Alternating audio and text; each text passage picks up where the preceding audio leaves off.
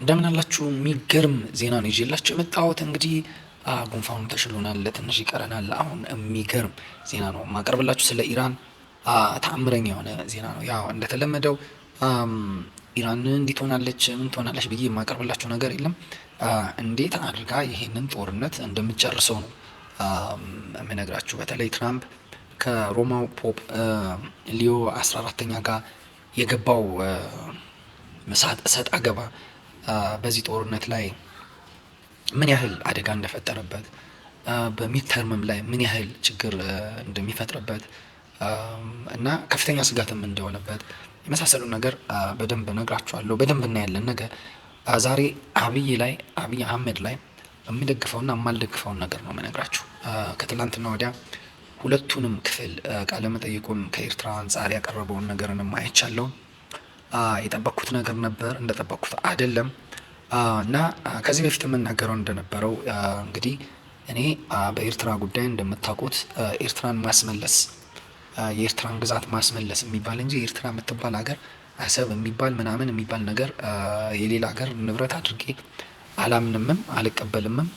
ጊዜው ሲመጣ ወደ ኢትዮጵያ የሚመለስ ግዛት ብዬ ነው ማምነው። አብይ አህመድ ባለፈው መቼ ነው አዳምጡት ብያችሁ እንደውም የሚገርም ነገር ሳይኖር አይቀርም ብያችሁ እንደውም የውጭ ጉዳይ ሚኒስትሩ ጌዲዮን ጢሞቴዎስ እንደውም ለኤዩና ለዩኤን የሆነ ደብዳቤ ይጽፍ ይሆናል። ባለፈው የዛሬ ስንት ወር የጻፈው አይነት የእሱን መጨረሻ ፋይናሉን ያወጣ ይሆናል አይነት ነገር ብያችሁ ነበር። እንደጠበቅኩት አይደለም የአብይ ቃለ መጠየቅ እና አሁን በአብይ ጉዳይ ላይ ሁለት መሰረታዊ ነገር ልንገራችሁ። አብይ አህመድን ከማደንቅለት ነገር አንዱ በቴክኖሎጂ ዙሪያ ያለው እምነት ፍላጎትና በዛ ነገር ኢትዮጵያን የማበልጸግ የማሳደግ ፍላጎቱ አቅሙንም ደስ ይለኛል። ማለት ፍላጎት ብቻ አይደለም፣ እንደ ሚኒሊክ ማለት በኢትዮጵያ ታሪክ ቴክኖሎጂ ዘመናዊ የሆኑ መሳሪያዎችን በመፈለግ ነገስታት ሁሉ የራሳቸው የሆነ ታሪክ አላቸው። አጼ ቴዎድሮስ በግድ ቦምብ ካልሰራችሁ፣ ሚኒሊክ መኪና ውስጥ ገብተው ሰዎች ሲፈሩ ሰይጣን ነው ምን ሲሉ እሳቸው እንትን እያሉ አውሮፕላንም ምንም።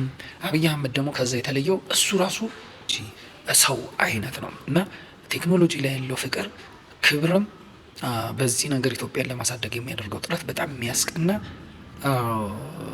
ነገር ነው እና አሁን ምናልባት ቢሮ ብትሄዱ አይሲቲ ሩም ብቻ ይኖራል ብዬ አላስብም። የምርምር ጣቢያዎች ምንድን ነው ከኤአይ ከምን ጋር የመሳሰሉ ነገሮች ላይ ራሱ የቻለ የምርምር ተቋም ጣቢያ ቢሮ ሁሉ ያለው ይመስለኛል። የሆነ የቤተ መንግስቱ የኤአይ ዲፓርትመንት ምናምን የሚባል ነገር እሱ የሚመራው ያለ ሁሉ ይመስለኛል። ምክንያቱም የሚገርም ፍላጎት ነው ያለው። የሚተነትናቸው ነገሮችም ምኖችም ያስደስታሉ፣ ለኢትዮጵያም ተስፋ ይሰጣሉ። በጣም አስደሳች ነው። ኢትዮጵያን ከማልማት ምን ከማለት ይልቅ ይሄ ወጣትነት ወጣት ነው ብለን ነው የምንወስደው ከጠቅላይ ሚኒስትር አንጻር ከሌሎች ከብዙዎች ጋር ስናነጻጽር እና በዚህ ጊዜ ለኢትዮጵያ እንደዚህ ያለ ታላቅ የሆነ ህልም ይዞ መምጣቱ እንደዚህ አይነት ሰው መኖሩም ለኢትዮጵያ ጠቃሚ ነው አምናለሁ። ይሄ በጎ ጎኑ ነው ለአብይ። ነገር ግን እኔ አብይን ሙሉ ለሙሉ የምደግፍ ሰው አይደለሁም። ማለት ምን ማለት ነው? ይቀረዋል። እኔ አብይን ሙሉ ለሙሉ የኔ አብይ ለማለት ማለት ነው።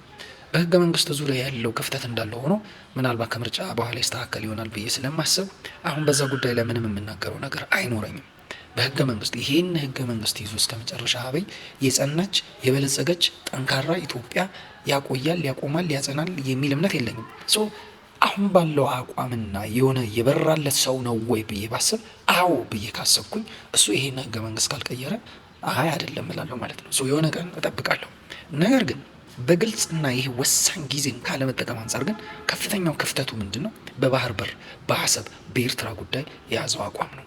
በኤርትራ ጉዳይ ላይ እኔ ወደብ አልቦ የሚባል ቃል መጠቀሙ አስደንግጦኛል። የምን ወደብ አልቦ ነው? ኢትዮጵያ ወደብ አልባ አይደለችም። ወደቧን የሚያስመልስላት ነው ያጣችው።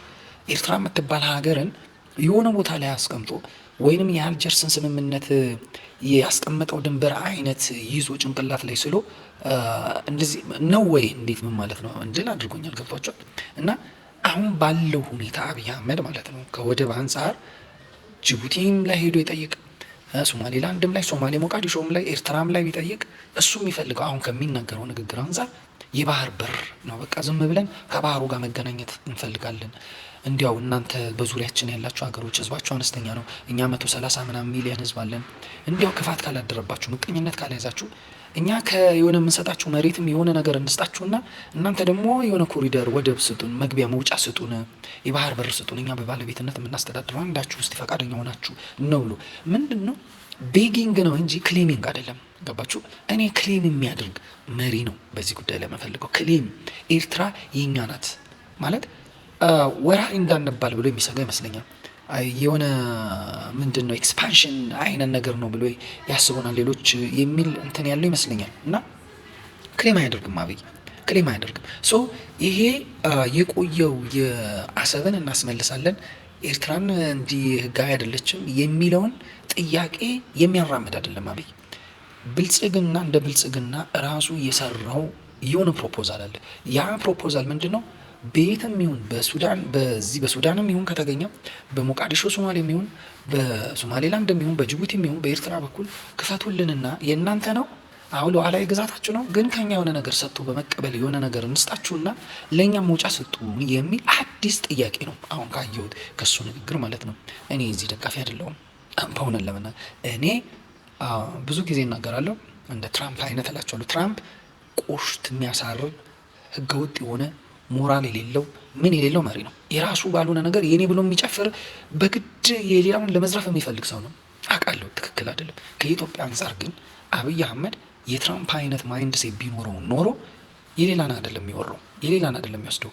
ህግ ሰጥቶታል። የህግ የበላይነት አለው፣ የሞራል የበላይነት አለው፣ የታሪክ የበላይነት አለው። የብዙ ነገር በቃ ከ130 ሚሊዮን ህዝብ ይዞ የዚህን ያህል የመሬት ቆዳ ስፋት ይዞ ማለት ነው ይህ ሁሉ ነገር ይዞ ማለት ነው ወደብ አያስፈልግህም የሚለው ዓለም የለም።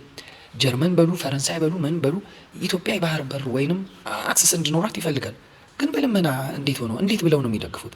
ቢያንስ ወታደር ነገር ምን ብሎ እንትን እያለ አልተኩስም። ግን እናንተ ፈረንሳዮች፣ ጀርመኖች ምኖች ወደ ፈልጋለሁ እዚህ ጋር እንዲያለኝ ህጋዊ ታሪካዊ እንዲያለኝ ብሎ የሚጠይቅ መሪም ነው የሚፈልጉት። የሆነ ፍንጭ ይፈልጋሉ እኮ እንግዲህ በሩ የኔ ነው ወይ መስኮቱ የኔ ነው ካላለ ማለት ነው በሩም የኔ አይደለም አሁን እነሱ ናቸው የሰሩት፣ መስኮቱም የኔ አይደለም እነሱ ናቸው የሰሩት ብሎ የሚጠይቅ ከሆነ ግድግዳ ፈንቅለ ግባ የሚለው የለም።